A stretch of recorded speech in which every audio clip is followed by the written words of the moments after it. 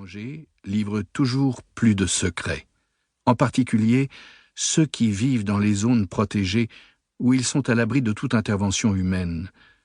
Je ne cesserai jamais d'apprendre à leur contact. Pourtant, jamais je n'aurais rêvé découvrir autant de choses sous les couverts forestiers. Suivez-moi. Partageons ensemble le bonheur que les arbres peuvent nous donner. Qui sait, lors d'une prochaine promenade en forêt, peut-être découvrirez-vous à votre tour quelques petits ou grands miracles. Chapitre 1 – Amitié. Il y a longtemps de cela, alors que je parcourais l'une des anciennes réserves de hêtres de mon district, de curieuses pierres moussues ont attiré mon attention. J'étais passé maintes fois à côté sans les remarquer, jusqu'à ce jour où je me suis arrêté et accroupi. Leur forme, en léger arc de cercle, était peu ordinaire. En soulevant un peu la mousse, je mis au jour de l'écorce. Ce que je croyais être des pierres était en fait du vieux bois. Le bois de hêtre pourrissant habituellement en l'espace de quelques années sur un sol humide, la dureté du morceau que j'examinais m'étonna. Surtout, je ne pouvais pas le soulever, il était solidement ancré dans le sol.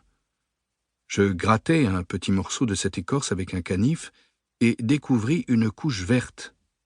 Verte? Cette couleur n'apparaît que lorsqu'il y a présence de chlorophylle, soit dans les feuilles fraîches, soit stockée sous forme de réserve dans les troncs des arbres vivants. Une seule explication était possible. Ce morceau de bois n'était pas mort. À y regarder de plus près, les autres pierres n'étaient pas disposées au hasard, mais formaient un cercle de 1,50 m de diamètre. Je me trouvais en présence des très anciens vestiges d'une immense souche d'arbres. Il ne subsistait que quelques fragments de ce qui avait jadis été l'écorce, tandis que l'intérieur s'était depuis longtemps décomposé et transformé en humus. Deux indices qui permettaient de conclure que l'arbre avait dû être coupé entre 400 et 500 ans auparavant. Mais comment était-il possible que des vestiges survivent aussi longtemps? Les cellules se nourrissent de sucre, elles doivent respirer, se développer, ne serait-ce qu'un minimum. Or, sans feuilles, donc sans photosynthèse, c'est impossible. Aucun des êtres vivants de notre planète ne résiste à une privation de nourriture de plusieurs centaines d'années, et cela vaut aussi pour les vestiges d'arbres, du moins pour les souches qui ne peuvent compter que sur elles-mêmes. À l'évidence, ce n'était pas le cas de celle-ci. Elle bénéficiait de l'aide que les arbres voisins lui apportaient par l'intermédiaire des racines. La transmission des substances nutritives s'effectue soit de façon diffuse par le réseau de champignons qui enveloppe les pointes des racines et contribue ainsi aux échanges, soit par un lien racinaire direct.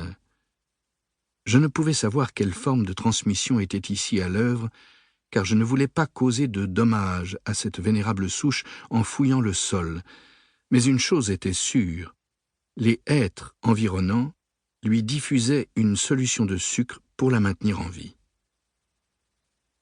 On peut observer cette association des arbres par leurs racines au bord des chemins, là où la pluie a lessivé la terre des talus et mis au jour les systèmes racinaires. Des scientifiques ont constaté, dans le massif forestier du Harz, en Allemagne, que la plupart des individus d'une même espèce et d'un même peuplement sont reliés entre eux par un véritable réseau. L'échange de substances nutritives et l'intervention des arbres voisins en cas de besoin seraient la norme. Il apparaît ainsi que les forêts sont des super-organismes, des organisations structurées, comme le sont par exemple les fourmilières. Il est légitime de se demander si les racines des arbres ne se développent pas au hasard dans le sol et ne s'associent pas simplement avec les congénères rencontrés sur leur chemin.